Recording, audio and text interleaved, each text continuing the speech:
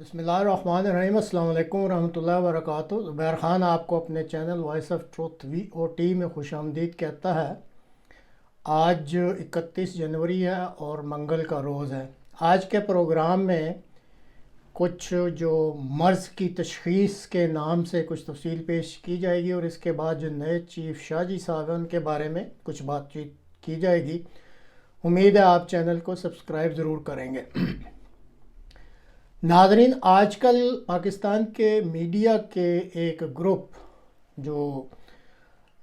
Media में आजकल report हो रहा है, सियासतदानों का एक ग्रुप या आप टेक्नोक्रेट्स कह लें, उनका ग्रुप दरअसल सियासत की भल सफाई, गो ये लफ्ज़ नहरों के लिए इस्तेमाल होता है लेकिन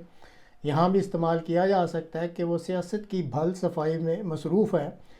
इस ग्रुप को खाकान अब्बासी साहब, मिफ्ताह इस्माइल साहब और मुस्तफ़ा नवाज़ खोखर साहब लीड कर रहे हैं। ये माजी के रोने रोते हैं, जो गलतियां सियासतदान करते हैं उनको उजागर करते हैं और किसी हद तक अपना कसूर भी मानते हैं और आवाम को आगाही मुहैया करने के बहाने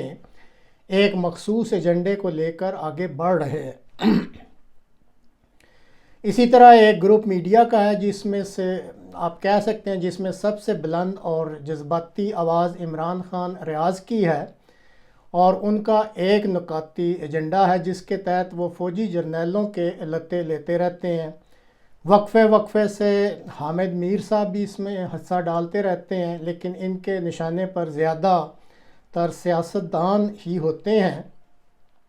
हाल ही में एक किरदार एक मोहतरमा सना बुच्चा साहब का भी उभर रहा है, जिन्होंने गैर मुतवक्के तौर पर मरीम नवाज़ साहिबा और मुस्लिम लीग की धुलाई करने का लगता है ठेका लिया है और इस सिलसिले में काम शुरू कर दिया है। अब अगर गहरा मुतालिया करें तो वाज़ेह होता है कि अगर किसी मर्ज़ का इलाज करना मकसूद हो तो सबसे पहले मर्ज़ की दुरुस्त तशख़ीस करनी ज़रूरी होती है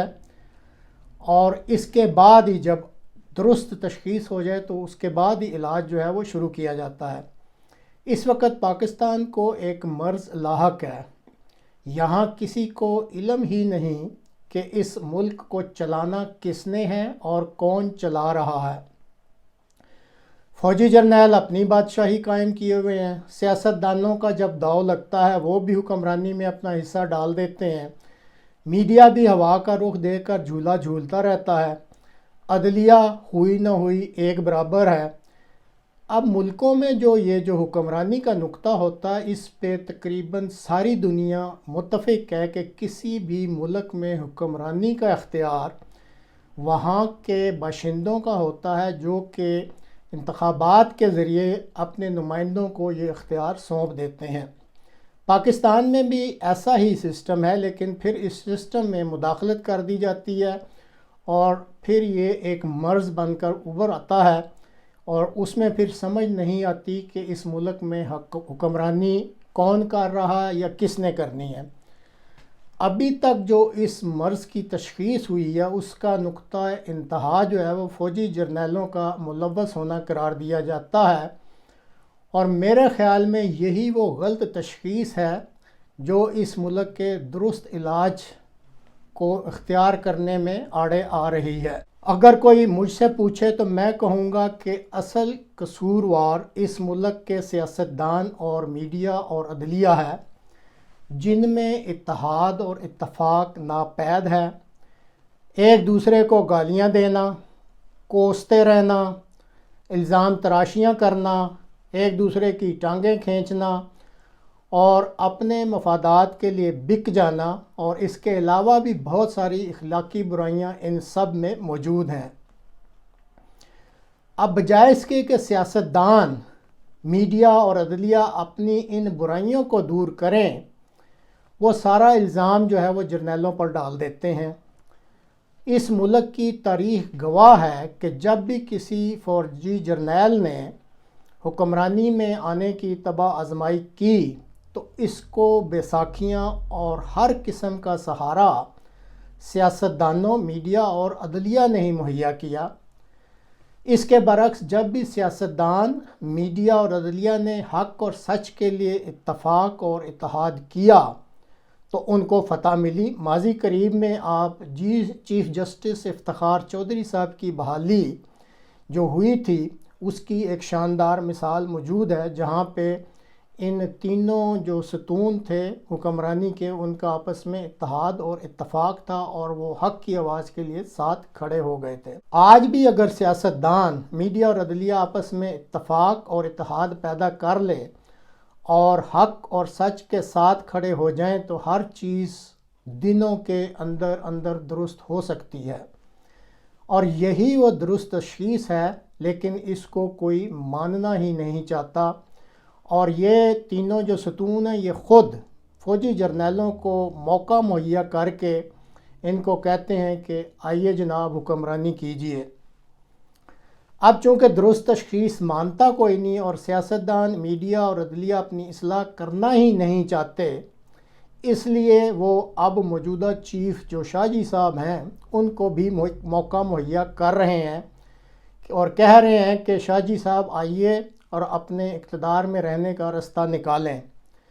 اور غالباً اب یہی نقطہ نظر ہے جس کے تحت شاہ جی صاحب نے اہم سیاستدانوں،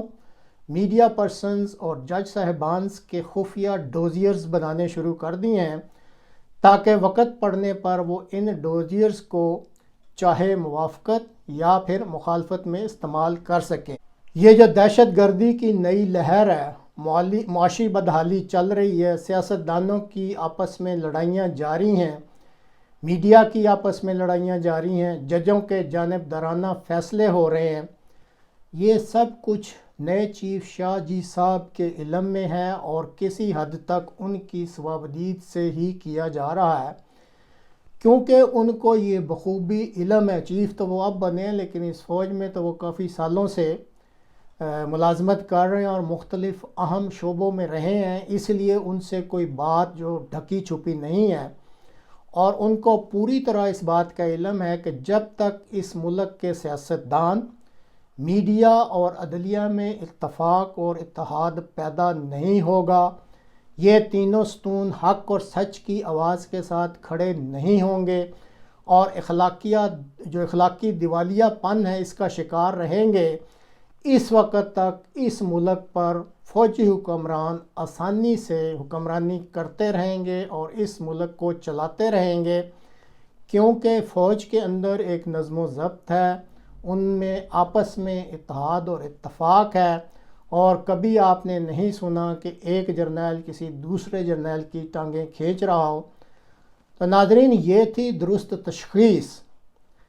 کہ اصل پرابلم سیاستدانوں،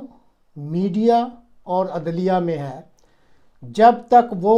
آپس میں اتحاد اور اتفاق نہیں پیدا کرتے، حق اور سچ کے ساتھ نہیں کھڑے ہوتے